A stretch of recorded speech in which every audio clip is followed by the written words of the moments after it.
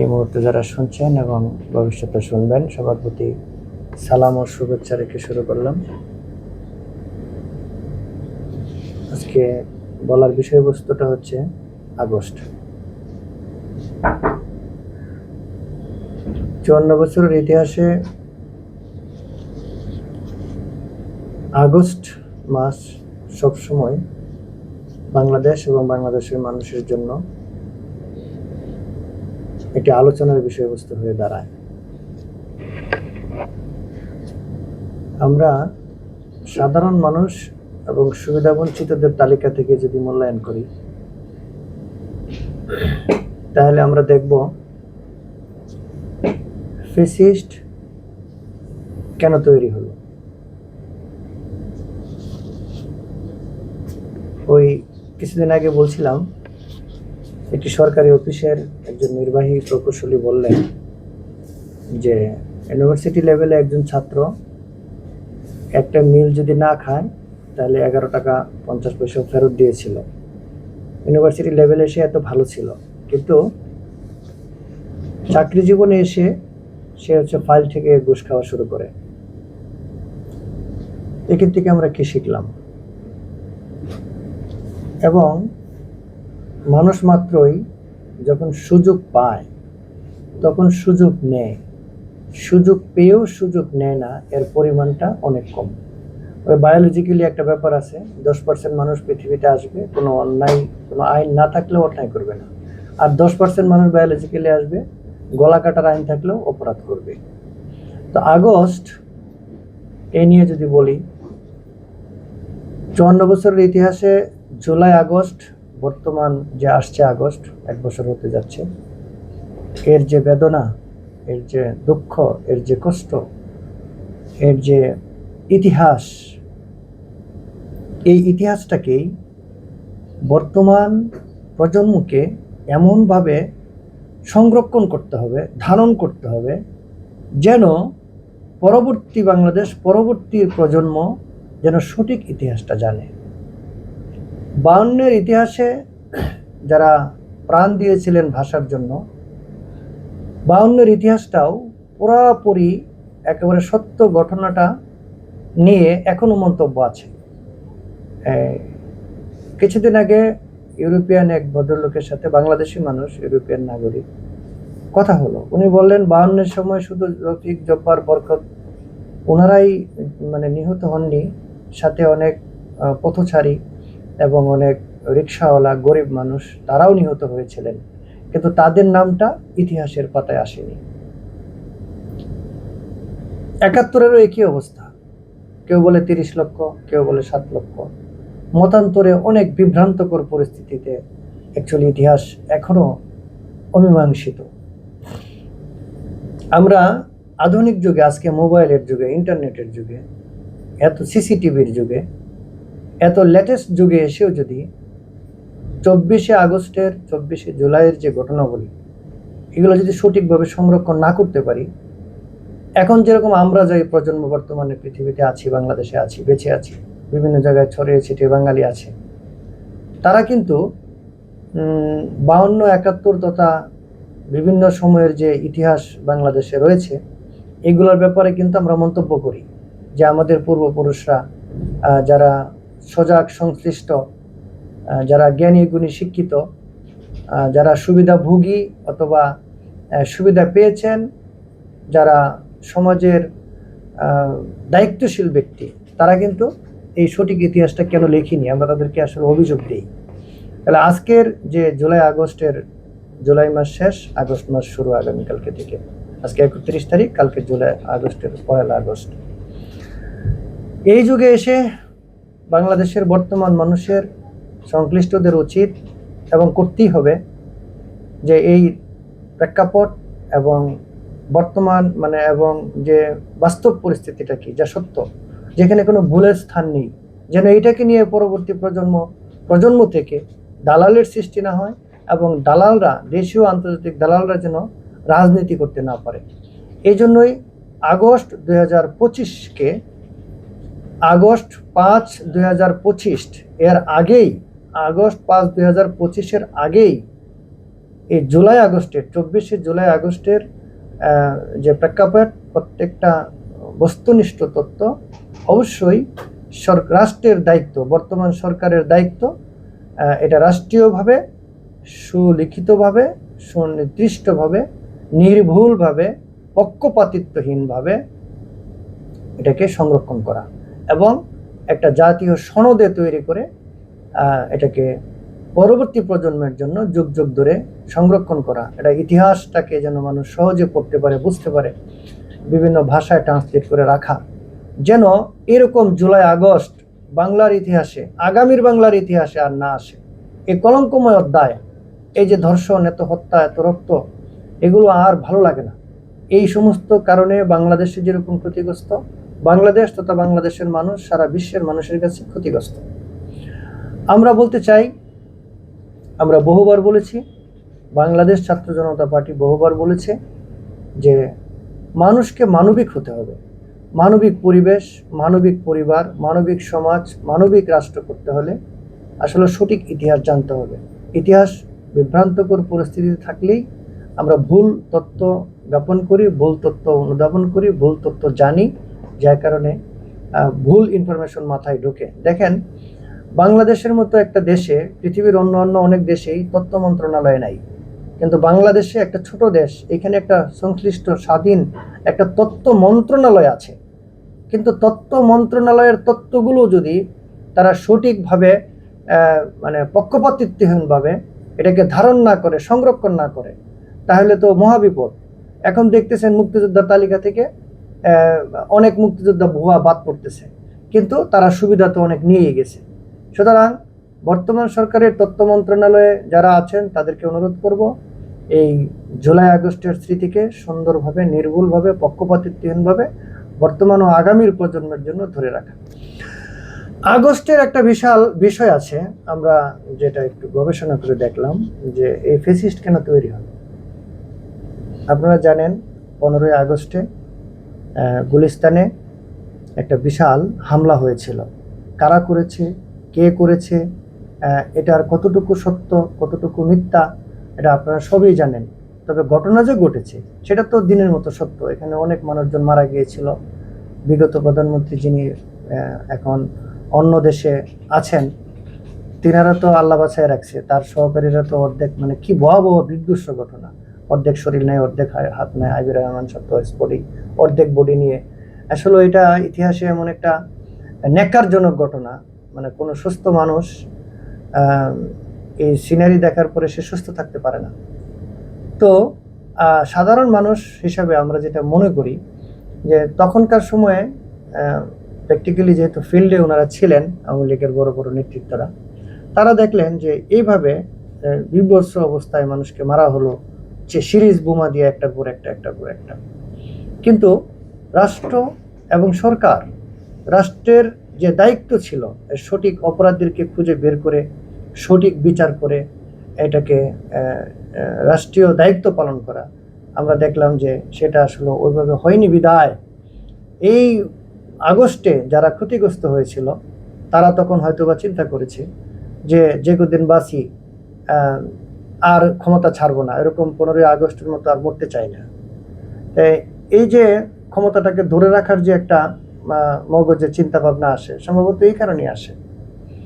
আবার এই জিনিসটা কেন তৈরি হচ্ছে, যেই ক্ষমতায় আসে, অ্যাকচুয়ালি আপনারা 54 বছরের ইতিহাসে বাংলাদেশের ক্ষমতার পালাবদলটা দেখেন, কোনো সময় এটাকে একটি স্ট্যান্ডার্ড, একটি আন্তর্জাতিক মানের, একটি গ্রহণযোগ্য দেশের মানুষের অভিজ্ঞতা, গবেষণা, চাহিদার ভিত্তিতে এই ক্ষমতার পালাবদল হয় না।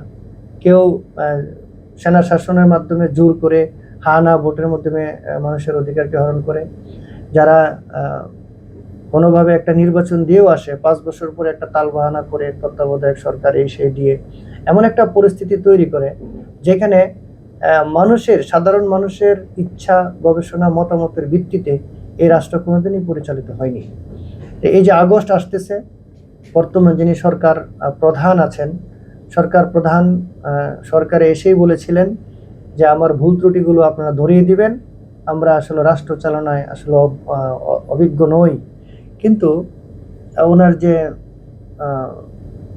উপদেষ্টা পরিষদের বেশ কিছু সদস্যদেরকে নিয়ে বিগত 1 বছরে রাষ্ট্রীয় বা গণতান্ত্রিকভাবে রাজনৈতিক দলগুলো, বাংলাদেশের বুদ্ধিজীবীগণ এবং নানা শ্রেণী পেশার মানুষ অনেকজন উপদেষ্টার ব্যাপারে ঘোর আপত্তি থাকার পরেও বিশ্বনন্দিত উপদেষ্টা মহোদয় তাদেরকে কোনো পরিমার্জন পরিবর্তন করেননি, নতুনভাবে এই উপদেষ্টা পরিষদকে সাজাননি।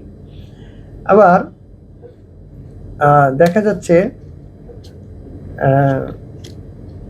এই জুলাই আগস্টের পরবর্তীতে মানুষের মধ্যে যে একটা স্বপ্ন, একটা আশার একটা স্বপ্ন দেখেছিল যে হয়তো বর্তমান বাংলাদেশটা এমন একটা সুন্দরভাবে পরিকল্পিতভাবে এই বাংলাদেশের নিয়ম শৃঙ্খলা আইন কানুন এমনভাবে তৈরি হবে, এমন একটা নিয়ম তৈরি হবে যে নিয়মের কারণে মানুষ ইচ্ছা করলেও অপরাধ করতে পারবে না।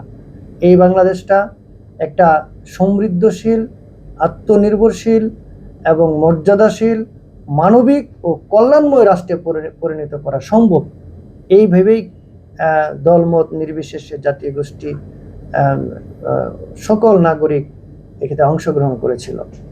এখনো সুযোগ আছে।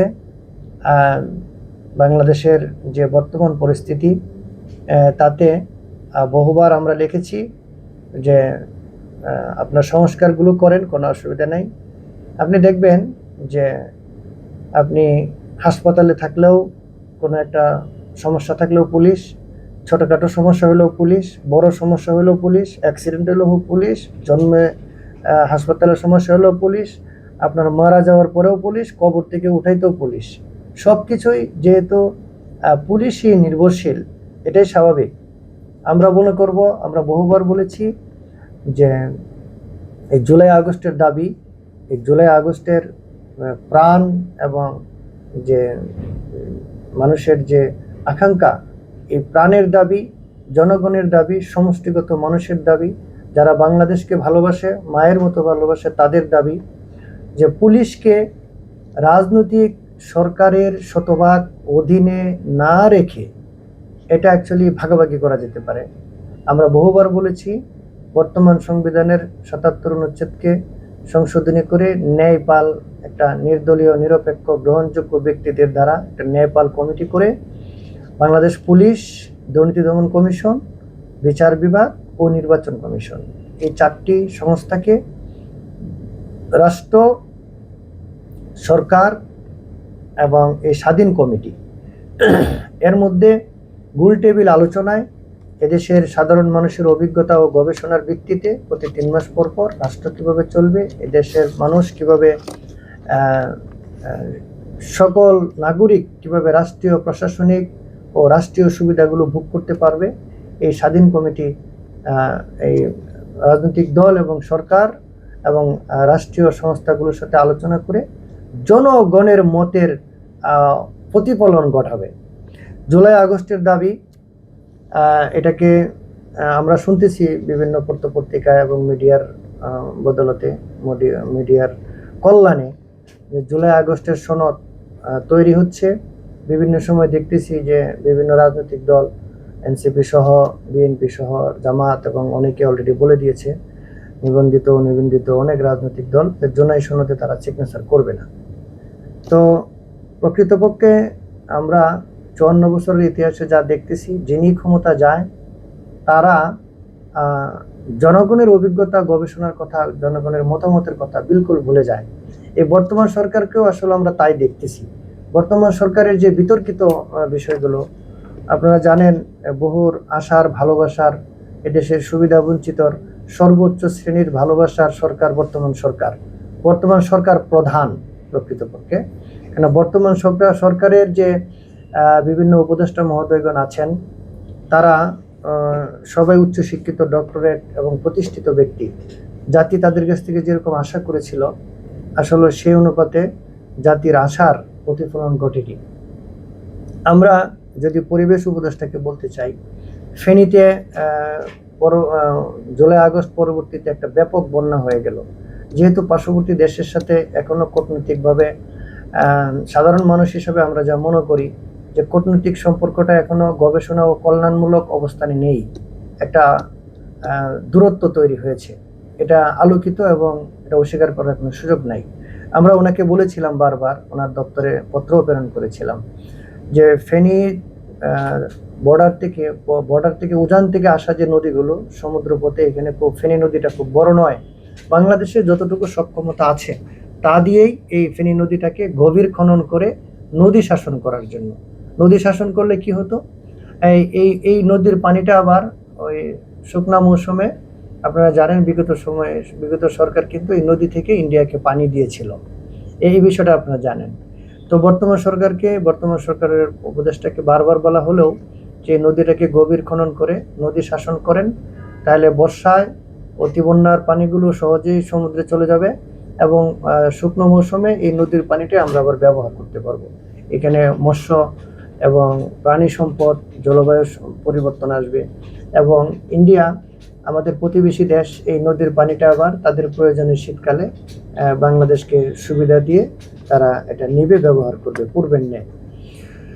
তো জুলাই আগস্ট সম্বন্ধে সর্বশেষ বলতে চাই যে এরকম বীভৎস রক্ত, হত্যা, ধর্ষণ এরকম জুলাই আগস্ট আর যেন বাংলার মাটিতে সুসংগঠিত না হয়, সংগঠিত না হয়, এরকম পরিকল্পনাও যেন কোনো শ্রেণী দালাল না নিতে পারে, সেই জন্য বাংলাদেশের সমস্ত নাগরিক এবং সংশ্লিষ্ট কর্তৃপক্ষ, রাষ্ট্রীয় সংস্থাগুলো সবাইকেই খুব সচেতন থাকতে হবে।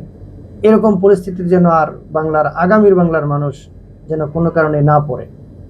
তো জুলাই আগস্ট সম্বন্ধে অ্যাকচুয়ালি যদি আরও বলতে চাই, বলা যাবে, সারা দিন ধরে বলা যাবে, অনেকে বলতে পারবেন, আপনারাও বলতে পারবেন।